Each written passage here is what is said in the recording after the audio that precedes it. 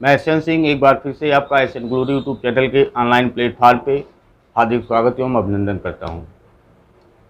DElEd second semester प्रथम प्रश्न पत्र में वर्तमान भारतीय समाज एवं प्रारंभिक शिक्षा में हम चर्चा कर रहे थे स्वतंत्रता प्राप्ति के पूर्व भारतीय शिक्षा के विकास एवं उसकी समस्याओं पे विभिन्न समितियों के जो गठन हुए थे, चर्चा उस पर हो रही थी।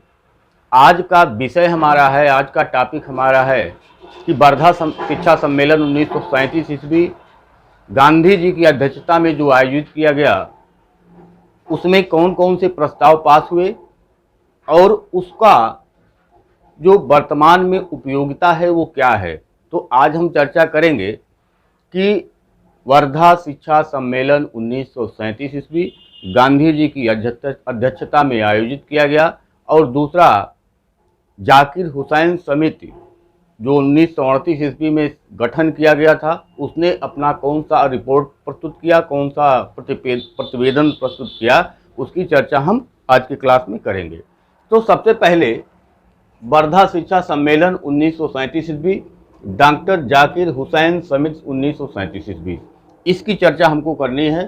तो सबसे पहले हमको ये जानना है कि अखिल भारतीय राष्ट्रीय शिक्षा सम्मेलन, अखिल भारतीय राष्ट्रीय शिक्षा सम्मेलन 1937 ईस्वी जो वर्धा में आयोजित किया गया था, अखिल भारतीय राष्ट्रीय शिक्षा सम्मेलन 1937 ईस्वी जो वर्धा में आयोजित किया गया था, वो क्यों आयोजित किया गया और कैसे आयोजित किया गया, अगर इसकी चर्चा किया जाए तो सबसे पहले 22-23 अक्टूबर सन 1937 ईस्वी को मारवाड़ी शिक्षा मंडल की रजत जयंती मनाई जाने वाली थी।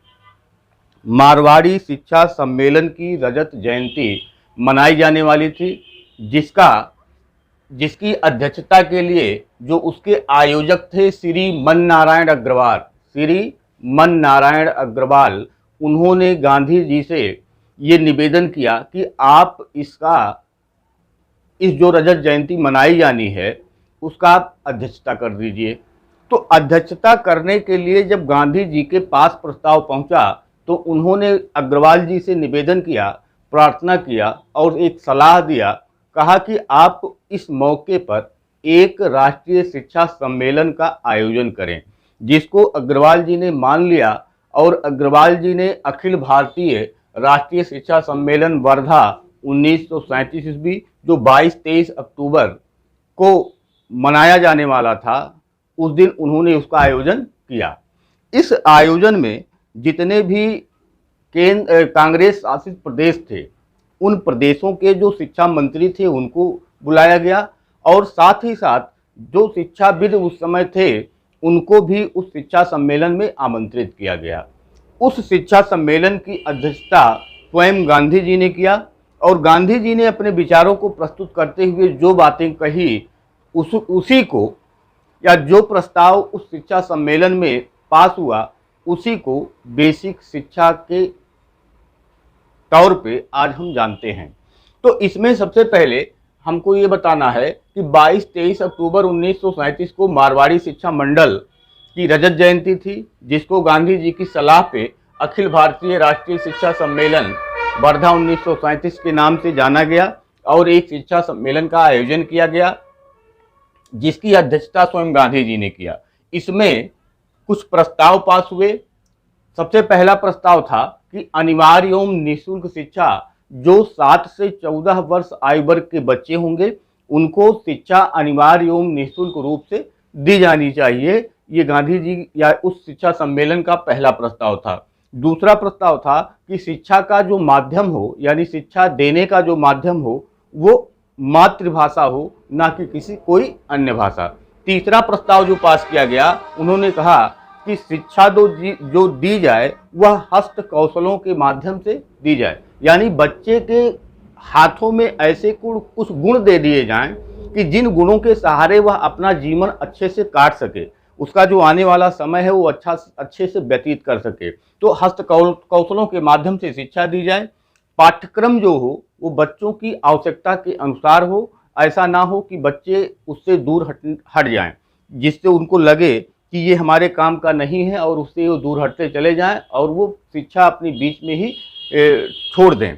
और अगला जो था कि शिक्षा को स्वावलंबी बनाना, यानी शिक्षा ऐसा होना चाहिए कि जिससे बच्चे जो हों वो आत्मनिर्भर बने, और जो विद्यालय हो उस विद्यालय में जो पढ़ाने वाले अध्यापक हों उनके वेतन का खर्चा और प्लस उस विद्यालय का खर्चा उसी के माध्यम से निकल जाए, जो हम हस्तकौशलों के माध्यम से बच्चों को शिक्षा देते हैं, और हस्तकौशल का प्रयोग करते हुए बच्चे वहाँ पे कुछ वस्तुओं का निर्माण करते हैं, उसको बाजार में बेच करके इतना पैसा आ जाए कम से कम कि उस विद्यालय का खर्चा निकल जाए। तो ये 4-5 प्रस्ताव उस सम्मेलन में पास किए गए, और इसके बाद इसी जो प्रस्ताव पास किए गए इसको अंतिम रूप देने के लिए डॉक्टर जाकिर हुसैन समिति 1937 ईस्वी का गठन किया गया। यानी वर्धा सम्मेलन में जो प्रस्ताव पास किए गए उन प्रस्तावों को अंतिम रूप देने के लिए उस समय जामिया मिलिया इस्लामिया के तत्कालीन जो कुलपति थे डॉक्टर जाकिर हुसैन,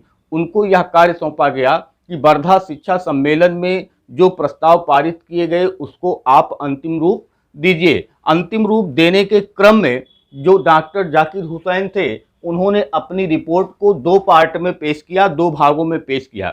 जो पहला भाग उन्होंने पेश किया वह दिसंबर 1937 ईस्वी में, और जो दूसरा पार्ट उन्होंने पेश किया वह अप्रैल 1938 ईस्वी में पेश किया। यानी पहले प्रस्ताव को उन्होंने दिसंबर 1937 ईस्वी और दूसरे प्रस्ताव को उन्होंने अप्रैल 1938 ईस्वी में पेश किया।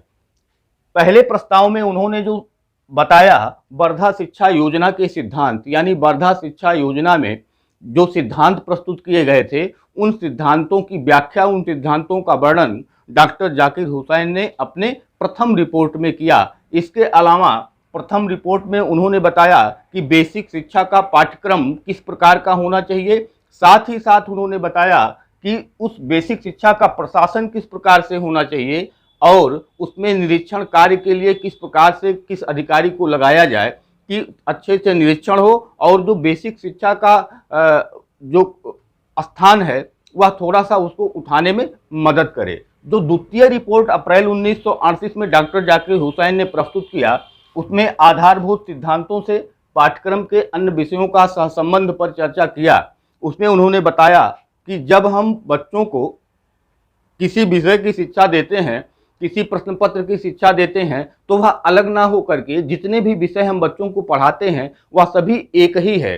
तो सभी विषयों को एक साथ सहसंबंध करके हम शिक्षा का ज्ञान अगर दें, अगर हम शिक्षा दें बच्चों को, तो उससे जो होगा वो बच्चों के प्रतिभा में और निखार आएगा। तो उन्होंने कहा सहसंबंध का सिद्धांत लगाते हुए हमको शिक्षण कार्य करना चाहिए। जितने भी विषय हैं वो सभी विषय एक दूसरे से संबंधित हैं, और उन्हीं संबंधों की व्याख्या करते हुए, उन्हीं संबंधों को बताते हुए हमको बच्चों को शिक्षा देनी चाहिए। इन दोनों रिपोर्टों को मिला करके ही इसको नाम दिया गया, जाकिर हुसैन ने नाम दिया बुनियादी तालीम या बेसिक एजुकेशन। बुनियादी तालीम, या इसी को नाम दिया गया बेसिक एजुकेशन। तो वर्धा शिक्षा सम्मेलन में जो प्रस्ताव पास किए गए थे उसको अंतिम रूप डॉक्टर जाकिर हुसैन समिति में दिया, और उसका नाम दिया बुनियादी तालीम या बेसिक एजुकेशन। अब इसके बाद हरिपुरा में सन 1938 ईस्वी में कांग्रेस का सम्मेलन होता है, कांग्रेस का अधिवेशन होता है। हरिपुरा अधिवेशन फरवरी 1938 ईस्वी कांग्रेस का अधिवेशन होता है। उस अधिवेशन में ये जो डॉक्टर जाकिर हुसैन ने अपनी रिपोर्ट प्रस्तुत की थी इसको वहां रखा गया, और उस प्रस्ताव को, उस रिपोर्ट को वहां सर्वसम्मत से स्वीकार कर लिया गया, और यह निर्णय लिया गया कि जितने भी कांग्रेस शासित प्रदेश हैं उन प्रदेशों में ये जो वर्धा शिक्षा सम्मेलन में प्रस्ताव पास हुए उसको वहां लागू किया जाएगा, उसको वहां अब उस पर काम किया जाएगा। तो सर्वसम्मत से निर्णय लिया गया कि सभी कांग्रेस शासित प्रदेशों में लागू करने का वहां निर्णय लिया गया। वर्धा शिक्षा सम्मेलन जो हुआ था और उसमें जो प्रस्ताव पास करके एक बुनियादी तालीम आया था उसके अन्य नाम हैं। सबसे पहले वर्धा शिक्षा योजना उसको कहा जाता है, फिर बुनियादी तालीम कहा जाता है, फिर बुनियादी शिक्षा कहा जाता है, और फिर बेसिक शिक्षा कहा जाता है। तो जो आज हमारे यहाँ बेसिक शिक्षा का जो स्ट्रक्चर है, जो संगठन है, वो वर्धा शिक्षा सम्मेलन सन 1937 ईस्वी से, जहाँ पर गांधी जी ने उस सम्मेलन की अध्यक्षता की थी, उसी सम्मेलन से ही निकल करके आया है। जो आज हम बेसिक शिक्षा का पूरा हम संगठन देख रहे हैं, वह संगठन का जो नींव है वो वर्धा सम्मेलन सन 1937 ईस्वी जो वर्धा में आयोजित किया गया था, जिसकी अध्यक्षता स्वयं गांधी जी ने किया था और वहां पे कुछ प्रस्ताव पास किए गए थे। उसी प्रस्ताव को अंतिम रूप दिया डॉक्टर जाकिर हुसैन समिति ने और उसको कांग्रेस के हरपुरा अधिवेशन में रखा गया, जहां पे यह निर्णय लिया गया कि कांग्रेस के शासित प्रदेश जहां जहां हैं वहां पे इस प्रस्ताव को लागू किया जाएगा और उससे शिक्षा में निखार आएगा और शिक्षा अपने स्तर को प्राप्त करने में सफल होगी, ऐसा वहां सोचा गया। अब बेसिक शिक्षा जो दिया गया उसके आधारभूत कुछ सिद्धांत हैं। उन सिद्धांतों की चर्चा अगर हम करें तो सबसे पहले हम कह सकते हैं कि बेसिक शिक्षा अनिवार्य एवं निःशुल्क होनी चाहिए और 7 से 14 वर्ष तक के, आपको याद रखना है कि जो वर्धा शिक्षा सम्मेलन या बेसिक शिक्षा गांधी जी के द्वारा दिया गया वह 7 से 14 वर्ष आयु वर्ग के लिए है, ना कि 6 से 14 वर्ष। जो आज RT act right to education policy जो आज लागू है वह 6 से 14 वर्ष के बच्चों के लिए है, लेकिन गांधी जी ने जो बुनियादी शिक्षा या बुनियादी तालीम दिया था उसमें जो आयु वर्ग था वह 7 से 14 वर्ष था। ये आपको याद रखना है, पूछा जाता है। दूसरा इन्होंने कहा कि शिक्षा ऐसी होनी चाहिए जो आत्मनिर्भर, बच्चों को आत्मनिर्भर बनने में सहयोग करे। शिक्षा ऐसी होनी चाहिए जो बच्चों को आत्मनिर्भर बनने में सहयोग करे, क्योंकि जब तक शिक्षा स्वावलंबी नहीं होगी, जब तक बच्चे आत्मनिर्भर नहीं होंगे, तब तक उस शिक्षा का कोई मतलब नहीं है। तो शिक्षा ऐसा हो जो मन, आत्मा और शरीर का विकास करे, ये गांधी जी का शिक्षा की परिभाषा के रूप में दिया गया वक्तव्य है। उसके बाद अगर हम देखें तो सत्य, अहिंसा, सर्वोदय का सिद्धांत इसमें दिया गया है कि शिक्षा ऐसी होनी चाहिए जो सत्य और अहिंसा के बारे में बच्चे को समझावे और उसको करने के लिए उसको प्रेरणा दे, उसको उत्प्रेरित करे। और साथ में शिक्षा ऐसी होनी चाहिए कि जिसमें किसी प्रकार का भेदभाव ना हो, सबके लिए समान अवसर हो, सबका उदय हो, तो सर्वोदय का सिद्धांत यहाँ लागू होता है। उसके बाद शिक्षा का माध्यम मातृभाषा है। मातृभाषा में जो हम अपनी भावनाओं को व्यक्त कर सकते हैं वह किसी दूसरी भाषा में हम अपनी भावनाओं को व्यक्त नहीं कर सकते हैं। जब हमारी मातृभाषा जो होती है और जो दिल से हमारी आवाज़ निकलती है वह केवल और केवल मातृभाषा में निकलती है, ना कि किसी और भाषा में। तो मातृभाषा में ही उस बच्चे को शिक्षा दी जानी चाहिए। साथ ही साथ हस्त कौशलों पर केंद्रित, हस्त कौशलों पर आधारित, हस्त कौशलों के माध्यम से बच्चों को अन्य विषयों की भी शिक्षा दी जानी चाहिए, जिससे उनके हाथ में अगर कौशल होगा, उनके हाथ अगर कुछ काम करने के लिए सीखेंगे, उनके हाथों में गुण होगा, तो आने वाला समय वो आत्मनिर्भर जरूर होंगे, ऐसा गांधी जी का कहना था। ज्ञान को एक इकाई के रूप में विकसित करने के लिए गांधी जी ने कहा था कि जितने भी विषय हैं उन विषयों को अलग अलग करके हमको नहीं पढ़ाना है, अलग अलग करके हमको शिक्षा नहीं देना है। जितने भी विषय हैं वो सारे विषय एक साथ एक इकाई के रूप में कंक्लूड करके बच्चों को ये समझाते हुए कि सारे विषयों का एक दूसरे से संबंध है और उस संबंध को बताते हुए शिक्षा प्रदान की जानी चाहिए। अगर बेसिक शिक्षा के उद्देश्यों की चर्चा करें कि गांधी जी ने जो बेसिक शिक्षा का प्रस्ताव दिया उसमें जो उद्देश्य थे बेसिक शिक्षा के, उसमें सबसे पहले हम शारीरिक विकास, यानी शिक्षा ऐसी होनी चाहिए जो बच्चे का शारीरिक विकास करे। शिक्षा ऐसी होनी चाहिए जो बच्चे का मानसिक विकास करे। शिक्षा ऐसी होनी चाहिए जो बच्चे का नैतिक एवं चारित्रिक विकास करे। शिक्षा ऐसी होनी चाहिए जो बच्चे का व्यावसायिक विकास करे, यानी बच्चा पढ़ करके अगर किसी काम का नहीं है तो इसका मतलब उसने शिक्षा ग्रहण नहीं किया। शिक्षा ऐसी होनी चाहिए कि जिससे आध्यात्मिक विकास हो और शिक्षा ऐसी होनी चाहिए जिससे नागरिकता का विकास हो। तो शिक्षा का उद्देश्य शारीरिक विकास, मानसिक विकास, नैतिक विकास, चारित्रिक विकास, व्यावसायिक विकास, आध्यात्मिक विकास और नागरिकता का विकास।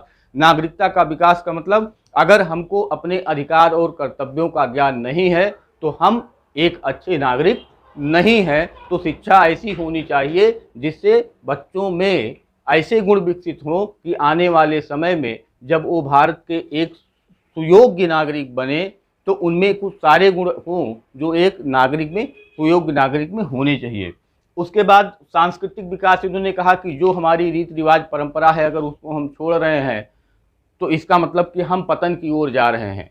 हम अपने संस्कृति को संरक्षित करते हुए और उसको हस्तांतरित करते हुए हमको उस संस्कृति को बचाना है, जो हमारी पुरानी परंपरा रही है, पुरानी रीति रिवाज रहे हैं, या शिक्षा के माध्यम से एक पीढ़ी से दूसरी पीढ़ी में हमको ट्रांसफ़र करना है। और लास्ट में शिक्षा के उद्देश्य की अगर चर्चा की जाए तो सर्वोदय समाज की स्थापना इसका एक प्रमुख उद्देश्य रहा है। तो सर्वोदय समाज की स्थापना का मतलब होता है कि शिक्षा ऐसी होनी चाहिए जिसमें किसी प्रकार का भेदभाव ना हो, असमानता ना हो, बल्कि शिक्षा में समानता होनी चाहिए, सबके लिए शिक्षा एक समान होनी चाहिए। अब अगर हम उस पाठ्यक्रम की बात करें जो गांधी जी ने अपने बेसिक शिक्षा योजना में दिया था, तो उसमें पूरा 5.5 घंटे का समय उन्होंने दिया कि 5 घंटा 30 मिनट पूरा क्लास चलना चाहिए, यानी बेसिक शिक्षा का क्लास जो चलना चाहिए 5 घंटा 30 मिनट, जिसमें से 3 घंटा 20 मिनट केवल हस्त कौशल बच्चों को सिखाए जाने चाहिए और बाकी के 2 घंटा 10 मिनट जो बचते हैं उसमें अन्य विषयों को उसको पढ़ाना चाहिए। तो इस प्रकार से 5.5 घंटा में से हस्त कौशलों पर 3 घंटा 20 मिनट और अन्य पाठ्यक्रम पे 2 घंटा 10 मिनट के लिए समय गांधी जी ने निश्चित किया था। इसके अलावा उन्होंने मातृभाषा सीखने का जो क्रम दिया था, उन्होंने कहा था कि सबसे पहले बच्चे को सुनना आना चाहिए, फिर बोलना सिखाना चाहिए, फिर पढ़ना सिखाना चाहिए और अंत में लिखना। तो ये क्रम बेसिक शिक्षा योजना यानी गांधी जी के अनुसार जो क्रम है मातृभाषा सीखने का, वो सबसे पहले बच्चा सुनना सीखेगा, फिर बोलना सीखेगा, फिर लिखना सीखेगा, फिर पढ़ना सीखेगा और लास्ट में लिखना सीखेगा। ये क्रम आपको याद होना चाहिए। तो ये बेसिक शिक्षा योजना जो वर्धा शिक्षा सम्मेलन 1937 में आया, वह एक रजत जयंती मनाई जाने वाली थी मारवाड़ी शिक्षा मंडल के द्वारा। गांधी जी ने वहीं पे एक प्रस्ताव रखा था, एक सुझाव दिया था कि आप इसको एक शिक्षा सम्मेलन के माध्यम से शिक्षा सम्मेलन के रूप में इसका आयोजन, इस रजत जयंती का आयोजन करें। और जहां से एक शिक्षा सम्मेलन आयोजन किया गया और वहीं से निकल करके आज जो हमारा बेसिक शिक्षा का स्ट्रक्चर है, संगठन है, वो वहीं से निकल करके आया। तो ये था गांधी जी का जो वर्धा शिक्षा सम्मेलन था, उसमें बेसिक शिक्षा संबंधी जो प्रस्ताव, जो सिद्धांत, जो उद्देश्य, जो पाठ्यक्रम प्रस्तुत किए थे, उसकी एक संक्षिप्त चर्चा। इसके आगे हम चर्चा करेंगे। अभी 1-2 पॉइंट और बचे हुए हैं, उस पॉइंटों पे हम चर्चा कल करेंगे, कल की क्लास में होगी। आज के लिए इतना ही, इसके आगे कल चर्चा होगी। धन्यवाद, नमस्कार।